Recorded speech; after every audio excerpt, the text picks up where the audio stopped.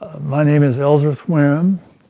I'm a cardiothoracic surgeon and practice that as my specialty all my professional life. I'm 98 years of age, and I practiced cardiothoracic surgery until I was 95. I first tried to be active by working around my yard, doing my pruning of my bushes, and I mow my own lawn. And so I try to get a little exercise doing that. As far as my dietary program is concerned, I happen to be a vegan. I've been a vegan now for about half my life. I think that that's a healthy form of nutrition. I try to maintain a calm approach to the problems of life and not worry and fret over problems that come along. I get a good night's sleep, and if I feel like it, I take a nap during the day. So I really try to be calm, as careful as I can in preserving what energy I have. I quit work when I was 95. And because of this, of course, I attracted some publicity from the National Geographic. And incidentally, the people I work with very much wanted me to continue, but I felt I should spend a little more time at home with my family. I could be working right now. I could do anything that I did then, and I'm now 98. But I picked 95 as an arbitrary time when I would quit. I have always been inclined to be a vegetarian. My folks were farmers, and we had quite a bit of meat available, but it never appealed to me to eat animal products. I never did drink milk by the glass. I would use it on my cereal, and of course my mother, and then later on my wife, would use it in cooking. So I was naturally inclined toward a vegetable type of diet, but I was concerned about the adequacy of the nutrition. And when I found out that I could get by taking a little vitamin B12, why, of course, I then became entirely vegan. And I think that it has been a very fine form of nutrition. It's a little extreme to tell a person who is using flesh foods that you're going to take everything entirely away from them.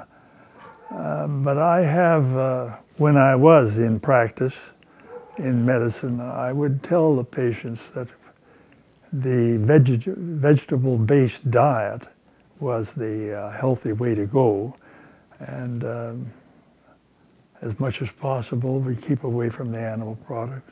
It has to be something that the person wants to cooperate in, and people are very sensitive about what they eat.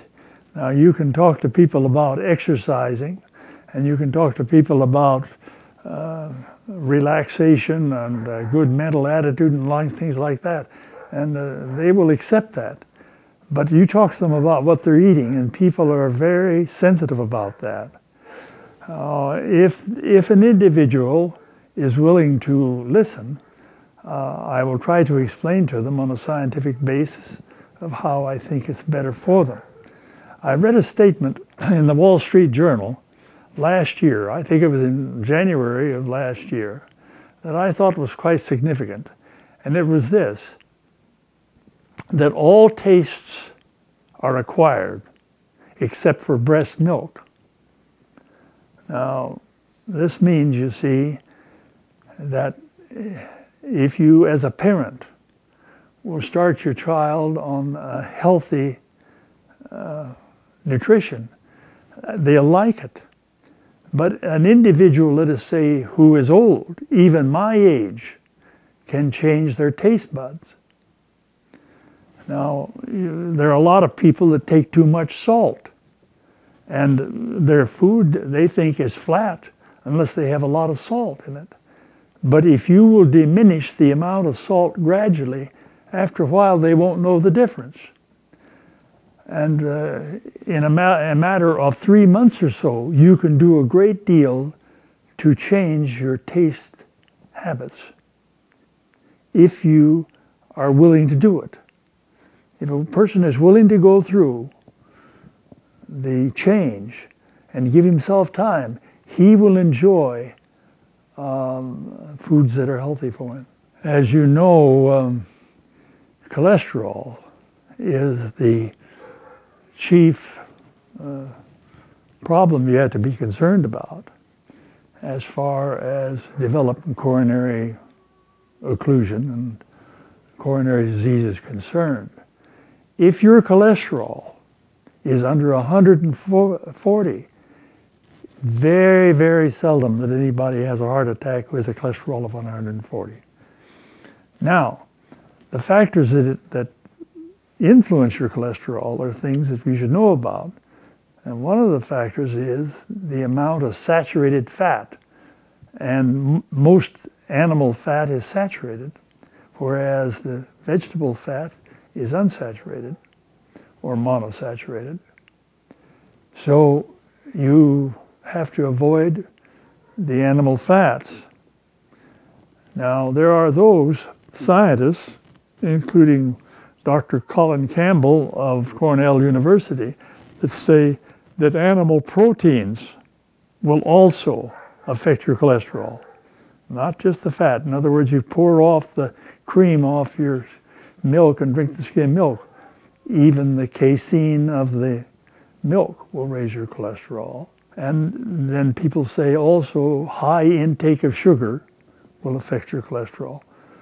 So if you can keep your cholesterol under 140, your chances of developing coronary disease are very small. Exercise is beneficial in reducing your cholesterol. But if you're taking in a considerable amount of saturated fat, you can't exercise enough to lower it as much as it should be lowered. The easiest way to get your cholesterol down is to watch what you eat. Now, you can lower your cholesterol by exercise, but I'm talking about, 15 or 20 milligrams per cent, something like that. But if you get on a vegan diet, which is low fat, you can drop it much more. When we went abroad, we had an open heart surgery team that this would be maybe a dozen to 24 people that would go with the team and do open heart surgery in overseas countries. But this was back 50 years ago, you see, when open heart surgery is first starting out. Now, there's no need to do anything like that.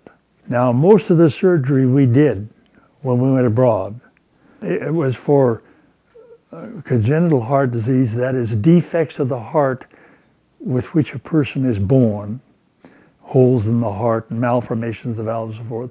And the other was valvular heart disease due to rheumatic fever. We didn't do very many coronary cases when we went overseas. Coronary disease is a disease of the more developed countries. That's being a little bit discriminatory, I presume, but America, undoubtedly, in my opinion, has been the leader in the development of coronary disease. I mean, in development of treatment of heart disease. And I think has also led out in the research of the cause of the disease. We have a lot of information in this country which is not being applied, which would greatly reduce the incidence we have of coronary disease. I don't know whether you've been following the news, but Mayor Bloomberg of New York has, made certain laws establishing the size of the soft drinks which you can buy and so forth and so on. And he has other areas in which he is also enforcing by law healthful habits. Many people question whether you should have your individual freedom limited by laws, but there's no question about it that there are certain things that we could implement in this country that would greatly reduce heart disease.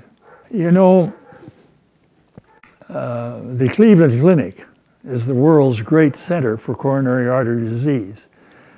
Coronary angiography, the study of the coronary arteries, was developed at the Cleveland Clinic.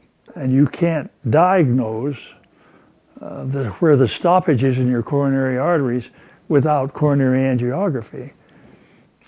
Now we have some newer methods, but that's still sort of the gold standard. And Dr. Esselstyn of the Cleveland Clinic, he says that coronary artery disease does not need to exist. And if it does, it doesn't need to progress. And he does it on a low-fat vegan diet. There have been only 2 people in the world that I know of that have demonstrated that they can arrest and reverse coronary artery disease, and they are Dr. Dean Ornish of San Francisco and Dr. Esselstyn of the Cleveland Clinic, and they both did it on a low-fat vegan diet. If you go on a low-fat vegan diet and you exercise, your chances of developing coronary disease will be very low. Get that cholesterol under 140, and you can. My cholesterol is 117. If I have some pain in my chest, I know it is not coronary disease. It may be due to something in my esophagus, hiatus hernia from my stomach or something else, but it's not coronary disease. Because at 117, I'm not going to develop it. Anybody can do those things. Very simple.